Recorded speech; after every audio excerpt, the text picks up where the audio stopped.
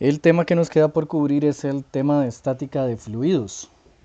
Ok, para esto vamos primero a estudiar algunos conceptos que son importantes a la hora de estudiar los fluidos y luego nos vamos a concentrar en los dos principios principales para nosotros que van a ser la ley de Pascal y el principio de Arquímedes. ¿Ok? Entonces, vamos a comenzar imaginando que tenemos un objeto sumergido en un recipiente con agua.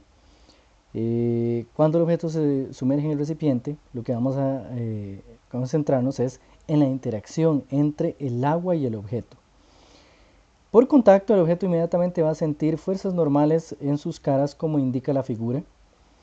Esas fuerzas normales van a caracterizar la acción de todos los fluidos. Cuando un fluido está en contacto con alguna superficie o incluso con otro fluido, se va a producir una fuerza por contacto igual a las que hemos estudiado en el caso de los sólidos.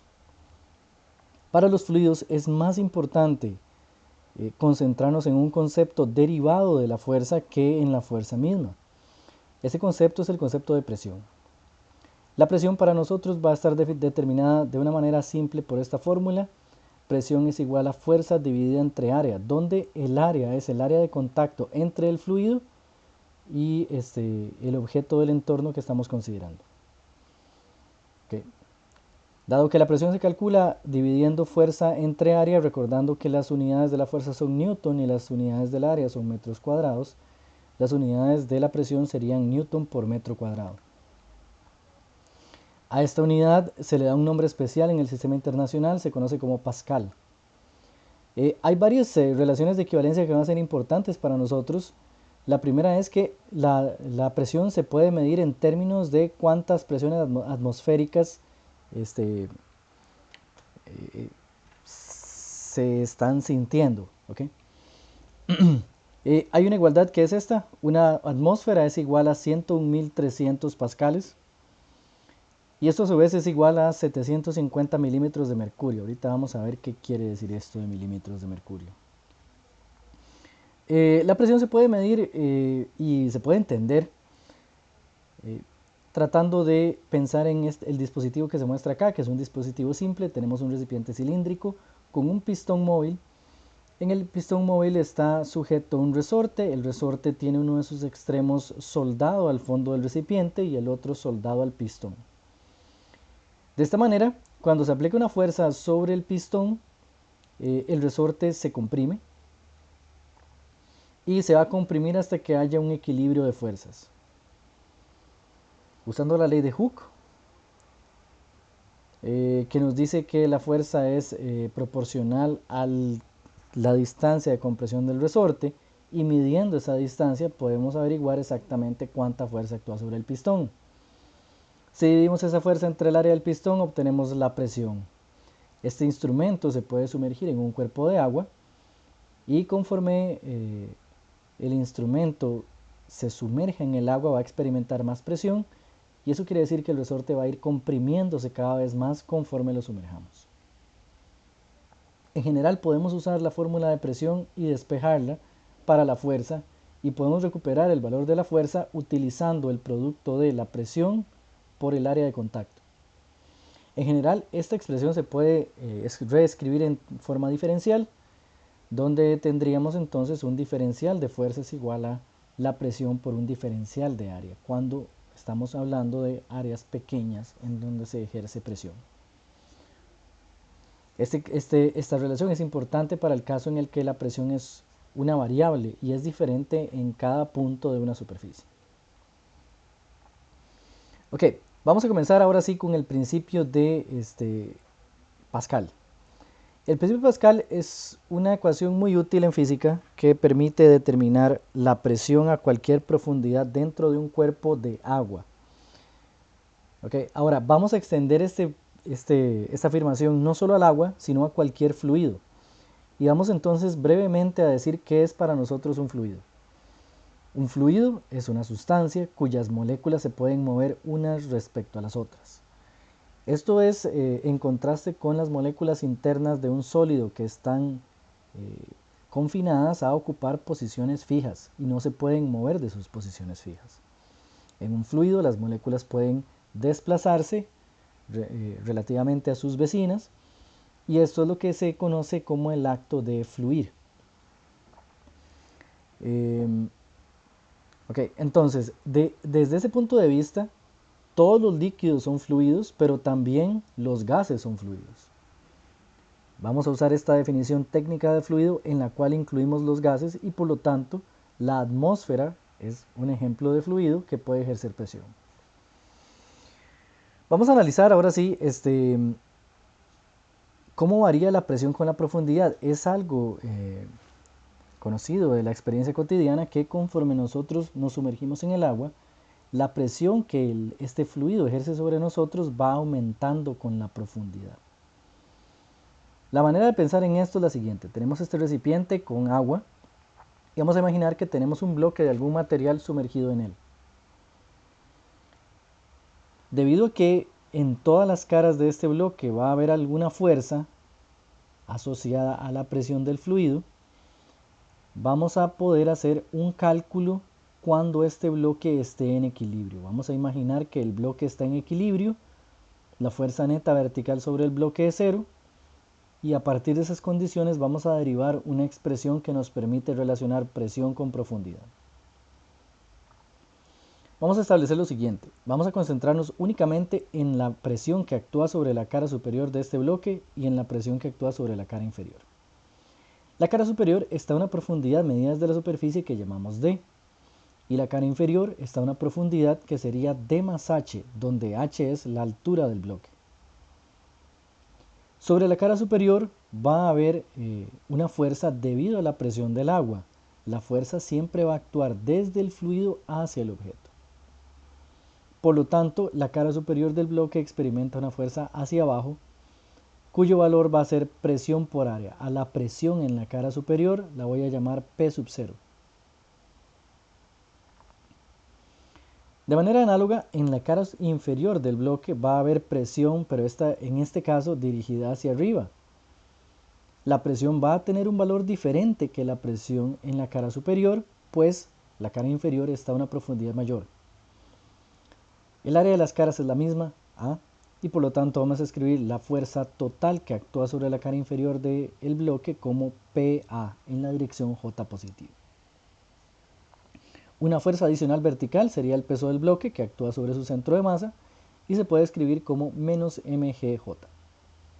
De esta manera, aplicando el principio de equilibrio, es decir, vamos a decir que este objeto no está acelerando verticalmente, está estático, está suspendido en el líquido. La sumatoria de las componentes y de las fuerzas tiene que ser 0 e incluimos las tres fuerzas que acabamos de mencionar. La primera sería una fuerza hacia abajo menos P sub 0 por A, que sería la fuerza en la cara superior del bloque. La segunda sería el peso, que también va hacia abajo y sería mg. Y la tercera sería la presión en la cara inferior. En este caso la presión actúa hacia arriba, por lo tanto tiene signo positivo y se puede calcular su magnitud multiplicando la presión en la cara inferior por el área de la cara. Ok, podemos entonces despejar la presión en la cara inferior, que es lo que queremos conocer. Podemos calcular cualquier presión si conocemos la presión en otro punto que está arriba. Okay. Y vamos a ver que esto va a depender de la diferencia de profundidad entre los dos puntos donde calculamos la presión.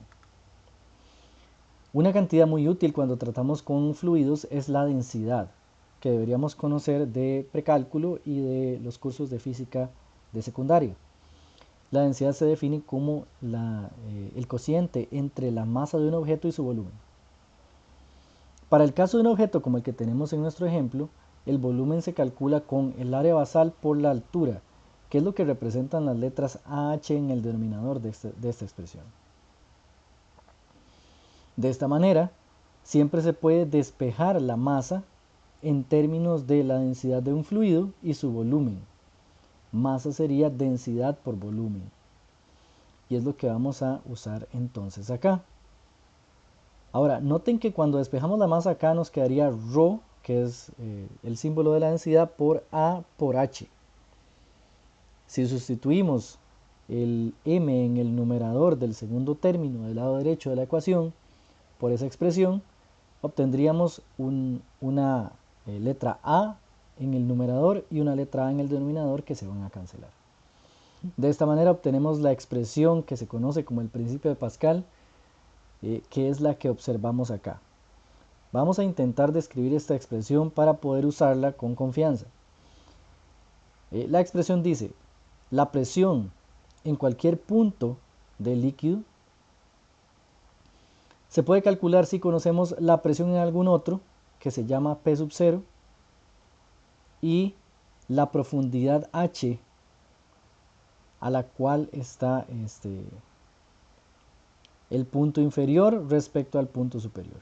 Es decir, por ejemplo, si yo conozco la presión en la superficie de un cuerpo de agua, puedo calcular la presión a cualquier profundidad H usando esta fórmula.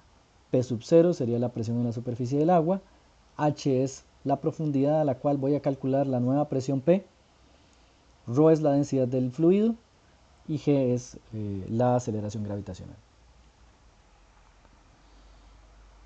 Okay, esto se conoce como el principio de Pascal y por lo general lo aplicamos usando como punto de partida la presión en la superficie de un fluido. Ahora, ¿por qué nos interesa siempre medir desde la superficie de un fluido? O al menos comenzar nuestros cálculos con la presión en la superficie de un fluido. Bueno, todo fluido que está abierto a la atmósfera, en su superficie tiene que tener una presión igual que la presión atmosférica. Noten que si en esa superficie, que se conoce como la interfaz entre el fluido y la atmósfera, las presiones no fueran iguales, eso quiere decir que hay una fuerza neta sobre la superficie del fluido y el fluido entonces bajaría o subiría su nivel, dependiendo si la presión es mayor o menor que la atmosférica. Esto quiere decir que siempre vemos un cuerpo de fluido, siempre que veamos un cuerpo de fluido abierto a la atmósfera, podemos estar seguros de que en su superficie la presión es igual que la presión atmosférica.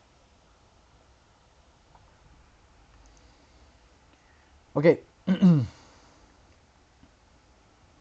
Si, por ejemplo, conociéramos más bien la presión en un punto muy por debajo del agua y quisiéramos conocer la presión en un punto que está arriba, se puede corregir el principio de Pascal con un signo menos.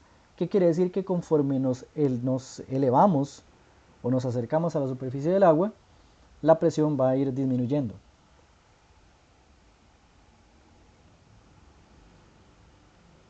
Okay.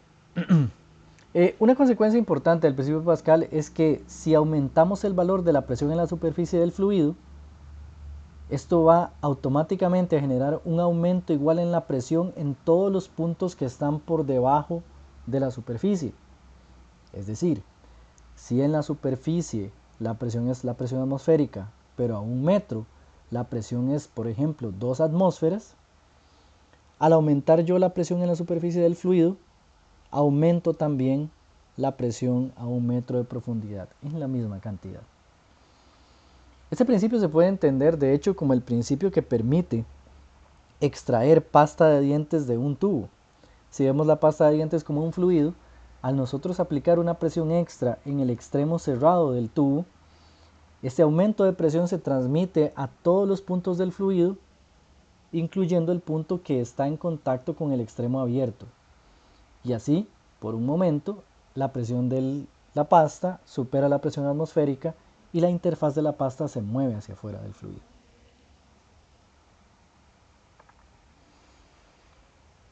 Okay, esto también permite el funcionamiento de las gatas hidráulicas, cuyo esquema muy simplificado se muestra a continuación.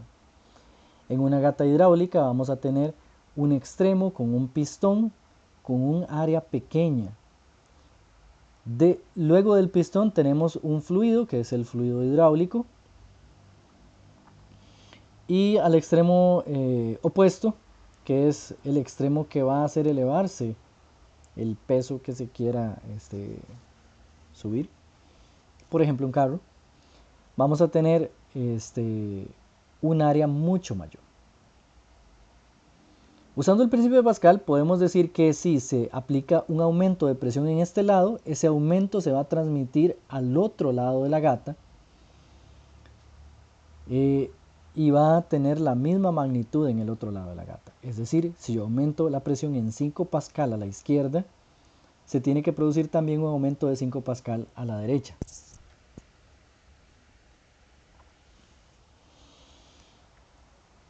La clave del funcionamiento de una gata va a ser la siguiente. Como la presión es fuerza entre área, cuando tenemos un área pequeña, se puede producir un aumento de presión grande con una fuerza débil. Al otro extremo de la gata, como el área es grande, para que se produzca el mismo aumento de presión que se había generado en el lado opuesto,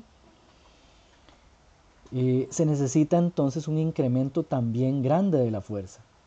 Y ese incremento grande de la fuerza de la gata en el lado de área grande es lo que permite levantar algún peso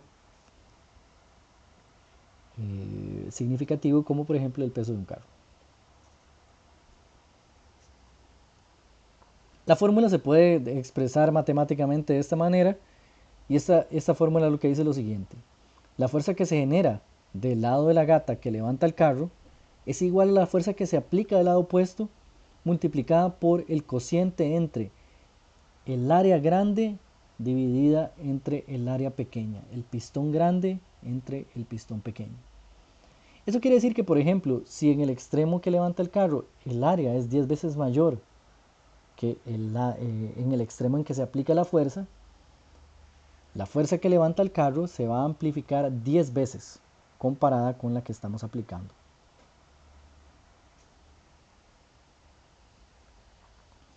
Lo mismo, eso sí, se puede decir sobre las distancias. Las distancias que se desplazan los pistones en ambos lados de la gata va a estar determinada por el hecho de que los volúmenes de fluido que se mueven en ambos extremos tienen que ser iguales. Usando esta igualdad, podemos escribir matemáticamente entonces que el desplazamiento vertical delta x1 por a1, que sería el volumen al lado izquierdo, debe ser igual al desplazamiento vertical delta x2 por a2, que sería el volumen del lado derecho. Noten entonces que, si bien la gata amplifica la fuerza, despejando las distancias verticales que la gata se mueve, podemos encontrar entonces que el desplazamiento del lado del automóvil también está determinado por un cociente de áreas, pero noten que el cociente de áreas aquí es recíproco al anterior. Es decir, si el área que levanta el automóvil es 10 veces más grande, por cada centímetro que ese pistón se levanta, del otro lado debemos mover el pistón 10 centímetros. Ese es el precio que se paga por amplificar la fuerza. Se debe mover el pistón a través de una distancia mucho mayor en el lado en que aplicamos una fuerza débil, para que se mueva un poquito el pistón del lado en el que la fuerza se amplifica.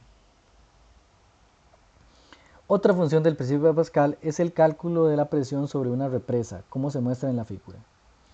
En este ejemplo vamos a concentrarnos en el hecho de que la presión dentro del cuerpo de agua que está en contacto con la represa depende de la profundidad, como dicta el principio de Pascal. Es decir, la presión en la superficie de este cuerpo de agua es igual a la presión atmosférica. Pero conforme vamos evaluando la presión en puntos por debajo de la superficie del agua, vamos a encontrar valores de presión cada vez mayores. La presión, de hecho, aumenta linealmente con la profundidad. De esta forma, en el diseño de una represa es importante tomar en cuenta la fuerza total que el líquido va a ejercer sobre la represa para así poder tomar las medidas necesarias para reforzar la represa. En este dibujo vamos a tener entonces una represa que tiene está sosteniendo un cuerpo de agua con una profundidad H mayúscula. La represa tiene un ancho que vamos a representar con la letra W. Esto viene de la palabra ancho en inglés. Okay. Y nos vamos a concentrar en alguna pequeña área que toda esté al mismo nivel. Un área de contacto representada en este diagrama por esta franja roja. Para que toda esta área esté al mismo nivel necesitamos que su altura sea muy pequeña. Y por ende vamos a establecer una altura infinitesimal que vamos a llamar, de acuerdo a nuestro sistema coordenado, que aparece acá dibujado, dy. Entonces, la altura de esta franja roja es dy y su ancho es w. Entre las dos cantidades de y y w se puede calcular un área que sería el área de contacto entre el agua y la represa, que en todos estos puntos siente la misma presión. Noten que para diferentes alturas desde el fondo del cuerpo de agua va a haber diferentes presiones. Y si queremos conocer la fuerza total, deberíamos entonces sumar las fuerzas en cada una de las franjas rojas que podamos imaginar en el contacto entre el agua y la represa. Entonces, la idea va a ser la siguiente. Sobre cada una de las franjas actúa una fuerza que voy a llamar dF, porque la franja tiene un área pequeña. Y cada una de esas fuerzas se puede calcular con las expresiones que hemos visto anteriormente, en especial fuerza es igual a presión por área. Fuerza dF va a ser entonces igual a P por dA. La presión depende de la profundidad, es decir, va a ser una función de Y. Y se puede expresar con el principio de Pascal. El diferencial de área sería el área de la franja roja en el dibujo. El área de la franja roja sería simplemente largo por ancho, donde el ancho es dy, un diferencial de altura. La ley de Pascal, en este caso, se va a expresar de esta manera. A cualquier profundidad y, la presión va a ser presión atmosférica más ρ por g por la profundidad. Ahora, noten que la profundidad no va a ser el valor de y, pues y se mide desde el fondo del estanque. La profundidad va a ser entonces h grande menos y, es decir, sería la altura indicada con h minúscula en el diagrama. Entonces, el segundo término de la ley de Pascal, que es ρ por g por h, se reescribe en términos de los parámetros del problema como ρ por g por la resta entre h mayúscula y y. Estos dos resultados analíticos los vamos a incorporar entonces en la sumatoria, en la integral para calcular la fuerza total, de esta manera. Noten entonces que vamos a tener una integral que tiene una función con tres términos. Usando la propiedad de linealidad de la integral podemos separar esa integral en la suma de tres integrales diferentes. Los límites de integración van a ir en todos los valores de altura y en los que hay fuerza de contacto. Es decir, vamos a ir desde altura 0 hasta altura h mayúscula, que es donde termina el fluido. La integral se va a calcular directamente de esta forma. Rápidamente, estos dos primeros términos son constantes, no dependen de y, por lo tanto sus integrales son nada más h y por una constante. En el último término sí tenemos y elevada a la primera potencia. La integral sería y al cuadrado sobre 2. Y evaluamos eso entre los límites de 0 a h mayúscula. La fuerza total entonces se puede reescribir de esta manera, ¿okay? Donde tenemos el primer término es la fuerza total que genera sobre la represa la presión atmosférica, y el segundo término sería la fuerza adicional debida al contacto entre el agua y la represa. Noten que en el diseño de la represa solo debe tomarse en cuenta el término azul, pues la presión atmosférica actúa tanto al lado izquierdo de la represa como al lado derecho, y por lo tanto la fuerza que genera esa presión no debe ser tomada en cuenta en el diseño. Usando estos mismos principios, usando el principio de Pascal, se puede entender el funcionamiento de los instrumentos que se usan para medir presión, llamados manómetros. En el primer dibujo vemos lo que se conoce como un barómetro. Este barómetro consiste en un tubo de ensayo lleno hasta el tope con algún fluido que se vuelca de manera que su extremo abierto quede para abajo sobre un beaker o un recipiente que tiene el mismo fluido. Al hacer esto, parte del fluido en el tubo de ensayo puede bajar, ¿ok? Y se van a cumplir las siguientes condiciones. Primero, como tenemos el mismo fluido adentro y fuera del beaker, se puede probar usando el principio de Pascal que en los puntos A y B la presión del fluido debe ser la misma. Segundo, en la parte superior del beaker invertido, del tubo de ensayo invertido, disculpen, la presión va a ser cero, pues aquí no hay atmósfera ni hay fluido. ¿Ok? De esta manera entonces se puede calcular usando el principio de Pascal la presión en el punto A, dándonos cuenta que en la superficie del fluido que ocupa el interior del tubo de ensayo, la presión es cero. Eso quiere decir entonces que el principio de Pascal, que nos permite calcular la presión en el punto A, sería igual a 0 más ρ por G por H. El fluido que se usa usualmente en este tipo de instrumentos es el mercurio, y es de ahí donde sale la igualdad entre atmósfera y milímetros de mercurio. Los milímetros serían la altura H indicada en el diagrama que tiene la columna de mercurio dentro del tubo. De esta manera, usando el principio de Pascal y midiendo la altura de la columna de mercurio H, podemos encontrar entonces la presión en A, pero esa presión en A tiene que ser igual que la presión en la interfaz entre el mercurio y la atmósfera que indicamos a la derecha con el punto B. Esta es entonces una manera de medir la presión atmosférica.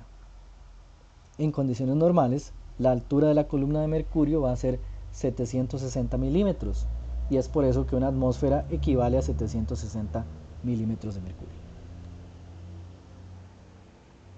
Acá falta una M, esto es milímetros. Las unidades que se miden en milímetros de mercurio se les llama torr. Ok, el otro instrumento de medición que va a ser importante para nosotros es lo que se conoce como un manómetro. En un manómetro lo que se tiene es un tubo lleno de fluido y con forma de U, conectado a algún recipiente o algún dispositivo que contiene gas o algún fluido y en el cual se quiere medir presión. Por ejemplo, esta parte que aparece en color rojo en el diagrama puede representar la llanta de un automóvil. El manómetro entonces se va a conectar a la llanta del automóvil que está a una presión desconocida P, y cuando el aire dentro de la llanta entra en contacto con el fluido en el manómetro, que puede de verdad ser mercurio de nuevo, los fluidos van a ejercer presión uno sobre el otro, el aire sobre el mercurio, y se va a establecer una interfaz cuando las presiones del aire dentro de la llanta y de la superficie del mercurio en el punto de contacto sean iguales. Como el tubo tiene forma de U, podemos de nuevo usar cualitativamente el principio de Pascal para decir que el punto A en el mercurio y el punto B en el mercurio tienen que tener la misma presión, pues están en la misma posición vertical Y. Dando esto como cierto, entonces, para medir la presión en el punto A, que correspondería con la presión del aire en la llanta, podemos más bien irnos al lado derecho del tubo e intentar obtener la presión en el punto B. Noten que si este tubo está abierto a la atmósfera, calcular la presión en el punto B usando el principio de Pascal no debe ser difícil, pues en la superficie del mercurio al lado derecho vamos a tener un valor de presión conocido, que sería la presión atmosférica. Usando entonces el principio de Pascal y midiendo la altura H con una regla, podemos determinar la presión en B. Pero debido a que B y A están al mismo nivel en el mercurio, podemos entonces decir que esa presión que determinamos en B también es la presión en A, y como A está en contacto con el aire de la llanta, esa sería la presión de la llanta. A la presión manométrica a veces se le resta la presión atmosférica, ¿verdad? Y esta es la definición técnica de presión manométrica. Sería nada más la densidad del fluido por G por H, que sería la altura de la columna del lado que está en contacto con la atmósfera. Una cosa importante de entender cualitativamente este tipo de instrumentos es que si por algún motivo la presión en la llanta aumentara, es decir, si en el momento que estamos midiendo muchas personas se suben al automóvil y hacen que la llanta quede este, soportando una fuerza mayor y por lo tanto eleve su presión, si la presión aquí aumenta, entonces lo que va a suceder es que la interfaz entre el mercurio y el aire va a descender un poco. ¿Hasta dónde va a descender? Bueno, noten que podemos ver entonces que si el mercurio desciende del lado izquierdo, tiene que subir del lado derecho. Y al subir del lado derecho aumenta la altura H y por lo tanto aumenta la presión. Es decir, la altura de la columna que está sobre el punto B es la que determina cuánta presión va a haber en el punto B. Y conociendo la presión en el punto B, podemos entonces trasladar nuestro resultado al punto A y conocer la presión de la llanta. Este es el método de operación de los dos instrumentos de medición de presión que nos interesan en esta parte del curso. Y este es el primer principio importante a la hora de hablar de estática de fluidos. El otro principio se conoce como el principio de Arquímedes y es el que guía el fenómeno de flotación de sólidos en fluidos. Vamos a describir el fenómeno rápidamente. De la experiencia cotidiana sabemos que si intentamos sumergir objetos bajo el agua, los objetos parecen tener un peso diferente cuando se sumergen. Un ejemplo tal vez extremo que nos sirve para ilustrar muy bien este efecto es intentar sumergir bajo el agua un objeto lleno de aire, como por ejemplo un balón de playa. Cuando ese objeto se sumerge bajo el agua, sentimos inmediatamente una fuerza vertical hacia arriba que intenta llevarlo de nuevo a la superficie. Esta fuerza fue descubierta por Arquímedes y fue llamada fuerza de empuje, que a veces se le dan dos nombres diferentes también. Se puede conocer como fuerza boyante o fuerza de flotación. Simbólicamente solo hay un símbolo que la representa y es el símbolo B. El diagrama de fuerzas que actúan sobre la bola que está sumergida se representa en el dibujo de la derecha, donde tenemos que la bola va a sentir una fuerza gravitacional hacia abajo y una fuerza de empuje hacia arriba. Vamos a intentar explicar la fuerza de empuje de la siguiente manera. Esto fue lo que descubrió Arquímedes. Arquímedes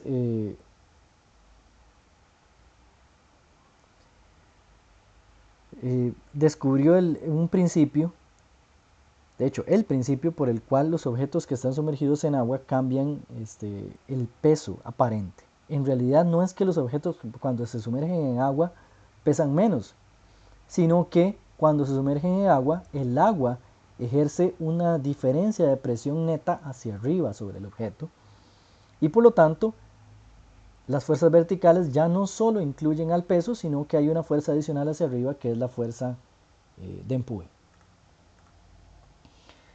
Si tratamos entonces de escribir la ecuación de equilibrio acá, vamos a darnos cuenta entonces que sobre este objeto que se ha sumergido en el agua va a haber una presión en la cara superior que actúa hacia abajo y una presión P2 en la cara inferior que actúa hacia arriba. Ambas van a estar asociadas a áreas de contacto iguales. De igual forma hay una tercera fuerza que es el peso que actúa hacia abajo.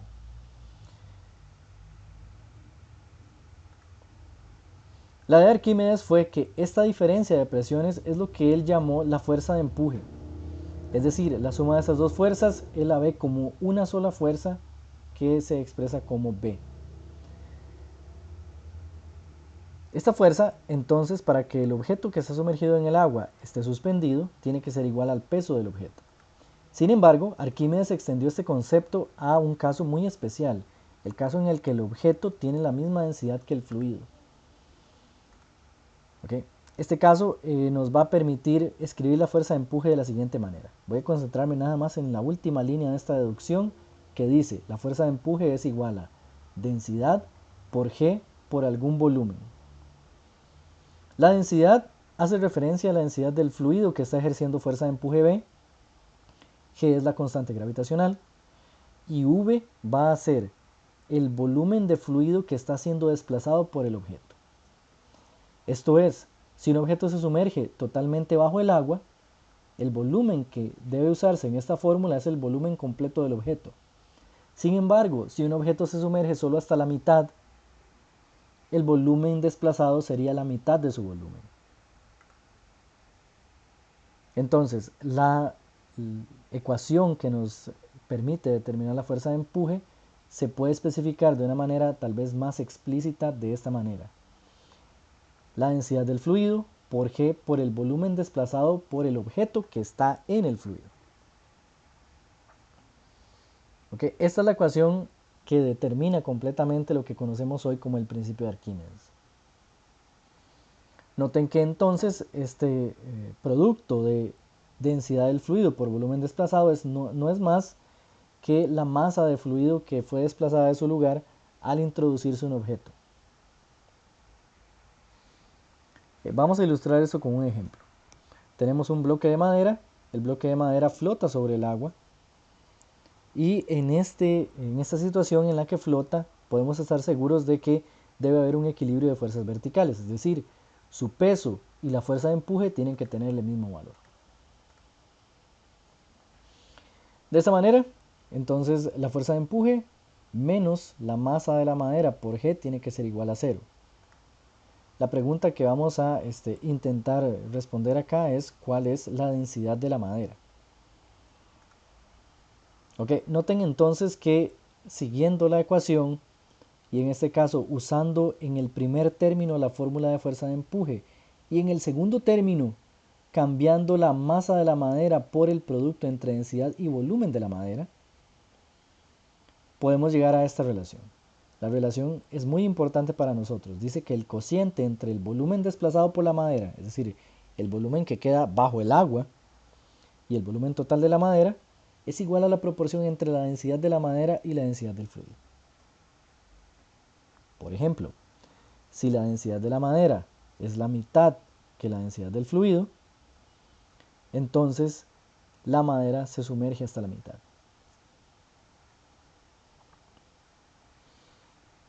Por último, vamos a intentar analizar el problema que Arquímedes se supone resolvió en el siglo XVI, cuando se le pidió que averiguara si una corona que fue regalada al rey de Siracusa estaba hecha de oro.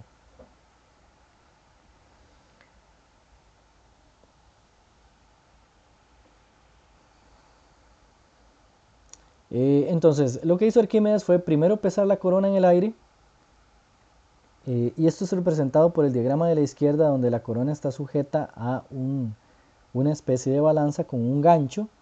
Cuando la corona se cuelga del gancho, entonces el gancho estira un resorte y con ese resorte se puede determinar la masa de la corona o el peso. Sin embargo, cuando la corona se cuelga de la misma balanza pero se sumerge en agua, ahora la tensión de la cuerda no va a ser igual que el peso, pues hay una fuerza adicional vertical B.